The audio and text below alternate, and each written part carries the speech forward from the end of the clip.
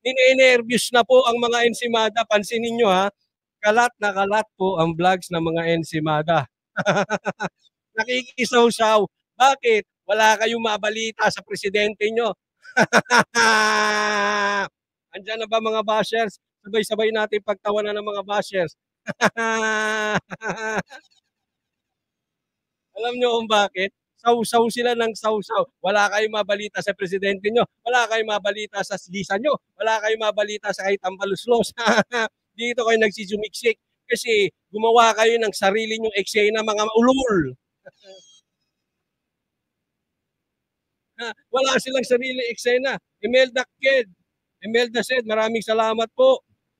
Oh, mga vloggers dyan ng kabilang kampo. Huwag kayo umiksena dito.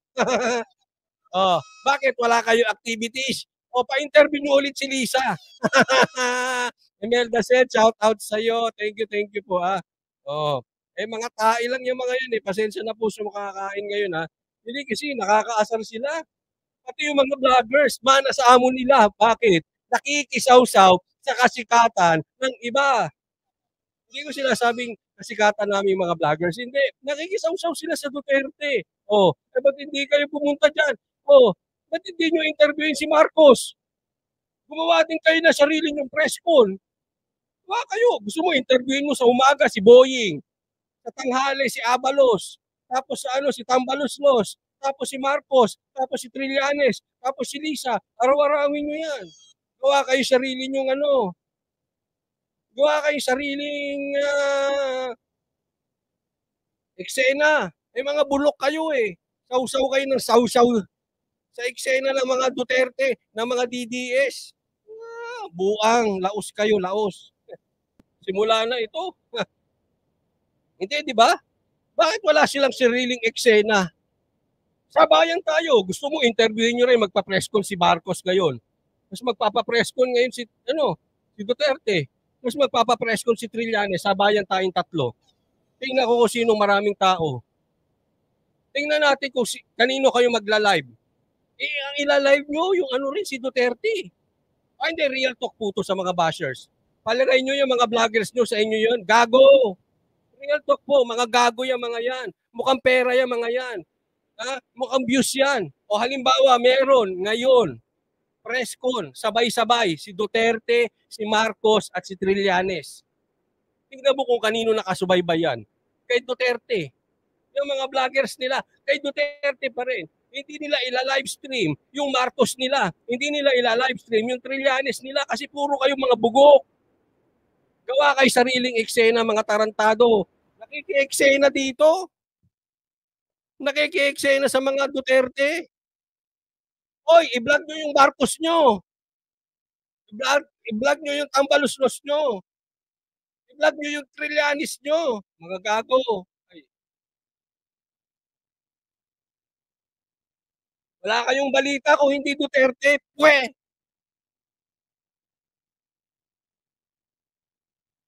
Pag hindi si Duterte, balita nyo si Pastor Kibuloy. Pwede nyo ibalita yung pastor nyo. Kita mo ha, ang tao gigil na gigil, inaabangan. Inaabangan, at ang daming naka-live. Inaabangan lahat si Tatay Digong. Samantalang yung iba, nagpe-press con, walang gustong manood, mga uutal-utal kasi mga animal. Pa-English, utal naman. Aanin mo English kung utal-utal. Gago. Asar na ako talaga eh. Isipin mo, kinancel. Tingnan mo itong mga tarantadong to. Kinancel nyo yung Bulacan. Tapos sasabihin ng trolls nyo, kaya canceled, walang tao. Gago? Hindi pa naman gago yung mga yan. Tingnan nyo, ganyan sila kagaling mang budol. Ganyan sila kagaling mang baliktad ng tao. Sila na nag-cancel. Sila pa yung mukhang kawawa. Dahil daw walang tao kaya kinancel. Tarantado, no? Tarantado. Mana sa amo? Gago. Meron pa ako narinig na isang vlogger. Huwag kayo dito sa Bulacan kasi matahimik ang Bulacan. Huwag kayo dito sa Bulacan kasi maraming supporters dito si Marcos. Gago. Kaya ka tumanda ng ganyan, gago ka pa rin. Tingnan mo yung mukha mo, gago. Tarantadong vloggers yun. Huwag daw sa Bulacan manggulo kasi mga supporters ni Marcos doon. Eh kung supporter ni Marcos doon, bakit duwag kayo na mag-vlog kami roon? Bakit duwag kayo na mag-rally doon? Tingnan mo itong tarantadong yan. At tarantado kasi. Oy, bumalik ka sa TBJ, ha?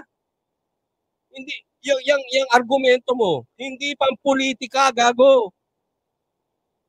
Pasensya po, napapamura ako. Hindi kasi ang daming mga vloggers nagsulputan. Yung argumento mo, Brad, pang Tito Vic and Joey Defenders, wag dito, wag mo sa politika dalhin, tanga. Kaya daw, kinansel, wag na daw sa Bulacan. Matahimik daw ang Bulacan, ayaw nang magulo, at maraming supporter si Marcos. Tignan mo naman kusang gago. Hoy, hindi po ito labanan ng ABS at GMA. Dito kayo nagsisumiksik. May views po, ang daming views. Yan lang naman ang habol nyo rito sa politika. Kasi pumutok si Pastor Kibuloy, kaya nandito kayo lahat para biratan si Pastor Kibuloy dahil may hit. I-vlog nyo si Diwata, mga gago. Wala kayong alam. Ikaw, bobo kang matanda ka. TBJ Defender, ang gago yan.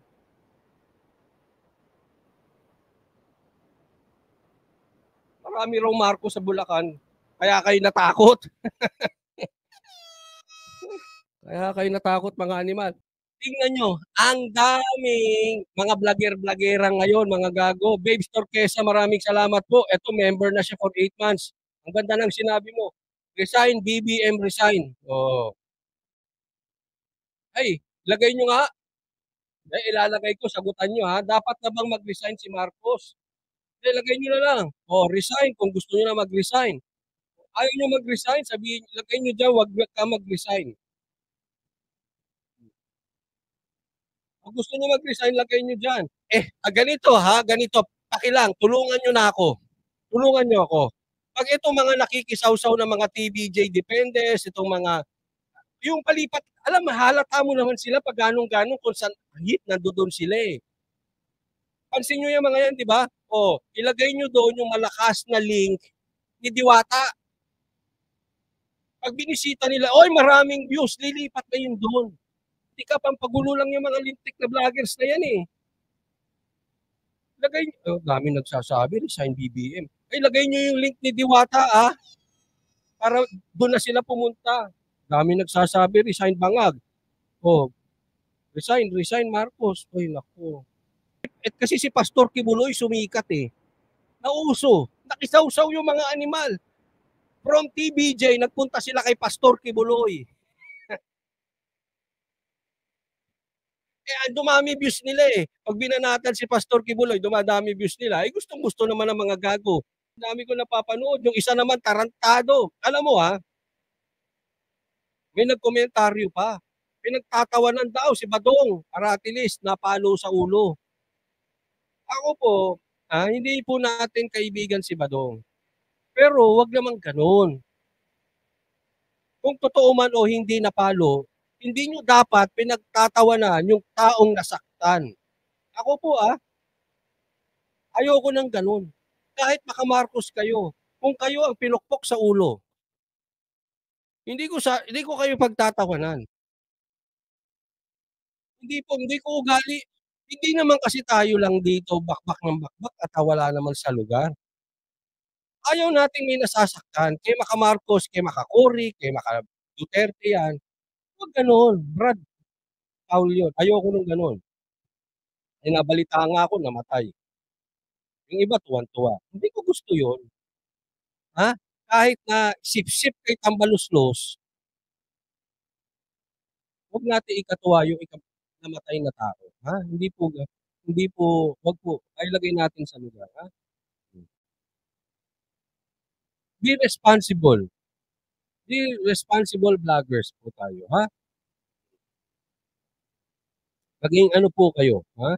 Maging Hindi porket kaaway natutuwa kayo, pinalo sa ulo, mga tarantado talaga kayo. Eh, sabagay, saan pa kayo? Ayaw niyo kasi ng rally. Alam mo kung ba't ayaw nila ng rally? Gusto nila party-party. O gusto niyo mag-concert na lang tayo? Ha? Concert na lang. Oo. Parang gano'n. Concert tayo, kantahan, di ba? Ah, party! Tugs, tugs, tugs, tugs, tugs, tugs. Tapos, wow, pare! Ay tayo, pare! Bad trip ka, pare! Bad shot ka, bad shot. Ganon. Ang daming nakikisawsaw ng mga vloggers ngayon. Di ba? Put your money where your mouth is. Ibig sabihin, kung talagang kayo'y maka-Marcos, ang ibalita nyo, si Marcos. Ba't nakikipagsiksikan kayo kay Duterte? Kung kayo makatambaluslos, ang ibalita nyo, si Tambaluslos. Oh, kami mga Duterte, babalita namin Duterte. Kayo mga Marcos, Marcos ibalita nyo, mga gago. Kita nyo? Pinagsisiksikan nyo rito kay Duterte yung sarili nyo. Eh, mga tarantado kasi itong mga ito eh.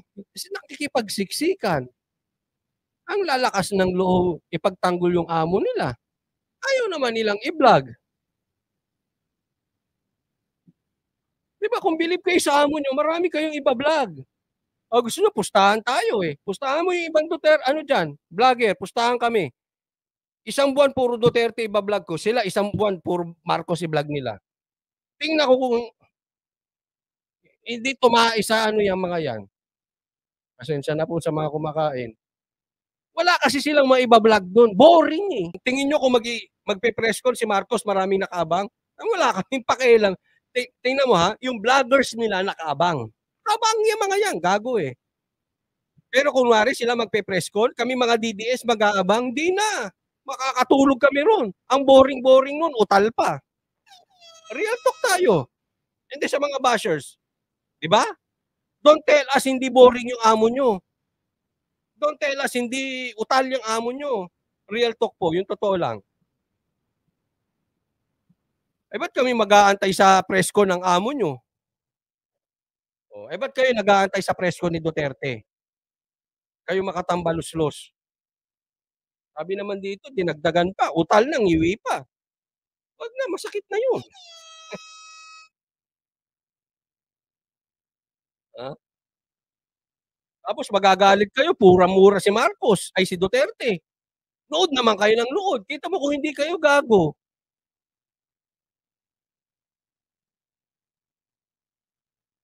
Galit kayo ng mura, nood naman kayo ng nood. Diba loko-loko itong mga vloggers na itong mga Ensimada vloggers? At saka ito, sabihin ko sa inyo, hindi kayo kilala nung amo nyo. Hindi nga nyo sila makakontak eh. Kinausap na ba kayo niyan? Kaya kayo, vlogger sa gigilid. Maraming salamat. Thank you for being honest. Jeryl Mansueto, maka-BBM ako dati pero ngayon binabawi ko na ang laki ng pagsisisi ko. Ay, maraming salamat po sa nagsisisi. Ha? Hindi ko po kayo sinisisi. Pero sa susunod po, yung mga kababayan natin dito, wag na kayong papabudol. Ha? Kaya ilang beses namin sinasabi, si Amy, baka nakakalimot kayo, Marcos pa rin. Okay? Utak lang ha. Baka mamaya yung magdadala sa inyo kay Amy are the same vloggers na nagdala sa inyo kay Marcos. Hindi ko po sinasabing palpak sila. Pero mag-isip kayo. Amy is Marcos. Wag na kayo papabudol ha. Thank you for being honest. Nagpapaalala lang tayo nang hindi paulit-ulit ang budol kasi ang sama nito, baka the same vloggers or the same people are promoting Amy Marcos na nag-promote din ng mga Duterte na nag-promote din kay Marcos. Be very careful. Okay, i-check nyo kung sinungaling si Coach Oli. I-check nyo po ang birth certificate. Amy is Marcos. Kung fake news ako, di bahala kayo sa buhay ninyo. Bahala na kayo, magpapabudol kayo doon. Marcos pa rin yan. Okay? Ngayon kung makiki-argue ka na hindi Marcos si Amy, bahala ka na sa buhay mo. Basta si Amy Marcos pa rin. So hindi, ang Banateros, hindi kami nagpabudol. Kaya mauta kami sa ganyan. Ha? Huwag nyo kaming niloloko. Yung isa nakataya doon, yung isa kunwari maka-Duterte, yung isa kalukuhan nyo mga gago. Tama, ibauna yung Marcos sa limot at kasaysayan ng bansa. Baka baka kayo nagsasalita ngayon after 8 years, ay after 16 years, tumakbo si Sandro, iboto nyo na naman ha. Ay ganyan na nangyari kay tatay eh. Sinigawan nyo ng diktador, pinaalis nyo. After 36 years ba yun? 32 years, binoto nyo naman yung anak.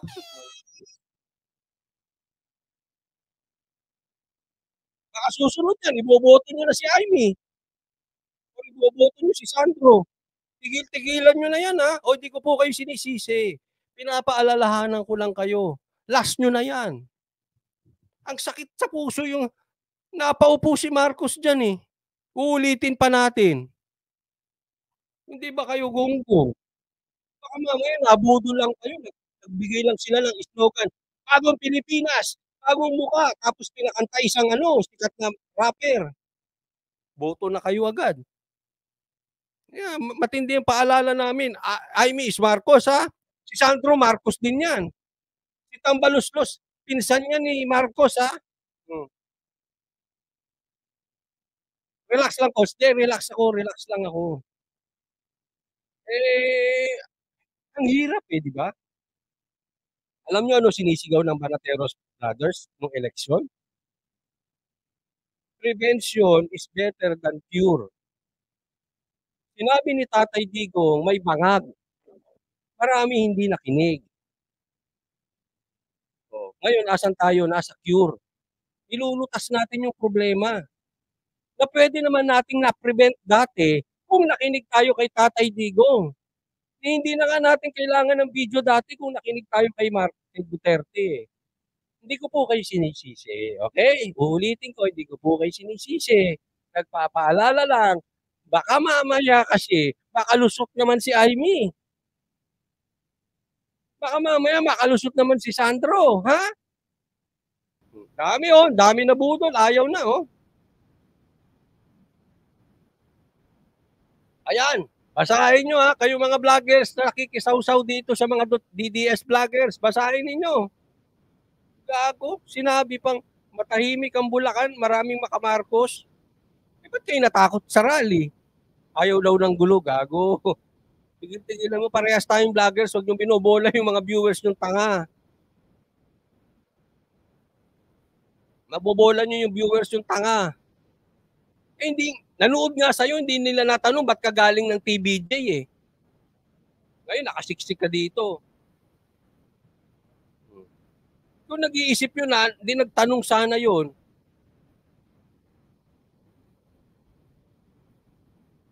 Isa din ako nabudol, ibalik ang Duterte. Kita mo, daming umaamin.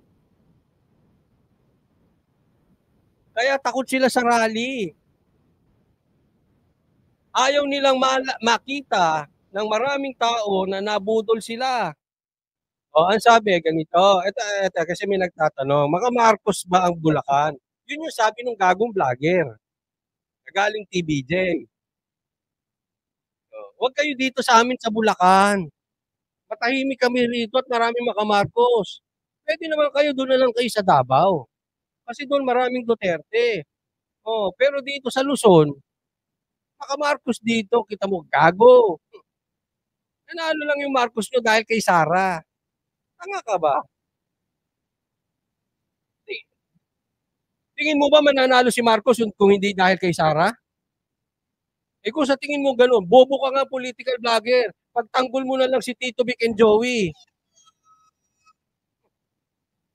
Kaming nabudol na walang katapusan, Tingnan ninyo. Tingnan ninyo ang comment section. Sa manunood ng replay, panuorin nyo ito. Walang katapusan ng nabudol. Ang daming nagko-komentaryo, kaya kayo, magkomentaryo kayo, nabudol ako at ayoko na sa Marcos, kahit sino sa Marcos, lagay nyo na lang doon. Hindi naman, nabudol ako, gusto ko pa rin si Marcos. Bahala ka sa buhay mo. Tayo ka na sarili mong vlog. Tapos magngangawa ka ron. Tapos makisawsaw ka sa Duterte. Kasi ganyan naman ang mga ensimada vloggers eh. Si Trillanes nga eh. Magiging ano ba yun? Relevant ba yun kung hindi niya babakbakan ng Duterte? Si Trillanes walang sasabihing mabuti yun. Ang relevance niya ay konektado sa Duterte. Parang si Tambaluslos, ang relevance niya connected lang kay Marcos. Kaya hindi tumataas eh. Isipin mo, mababa na si Marcos. Eh yung relevance mo pa na connected kay Marcos. Eh di ano mangyayari sa iyo? Ano yung mo, survey mo 0.4 lang? Pambira. Ang dami nagtatanggol sa yung vloggers. Yung iba nga sinasabi bayaran pa sila. Hindi natin alam kung totoo, pero sabi totoo. Oh. Kasi hindi tumataas. Paano yung mga vloggers mo, bobo? Gago ka ba? Isa pa yan. Kukuha ka ng kukuha ka ng vlogger galing sa labas, hindi political vlogger, artista vlogger at saka trending vlogger, kukuha ka sa politika, di magmumukhang tanga yan. Lalamunin yan dito.